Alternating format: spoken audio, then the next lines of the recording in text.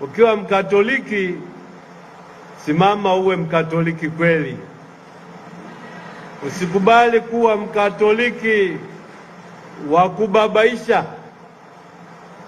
Mkatoliki wa maigizo, Mkatoliki wa kubabaisha na kudanganya watu.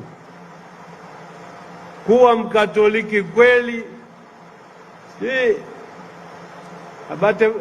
Abate Christian alisema hapa kuna vinguo vilivaliwa vinaitwaje vile?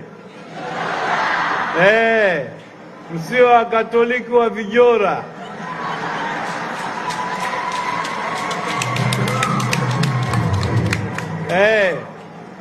Hata kama mnahongwa hela, bakini Wakatoliki wa kweli.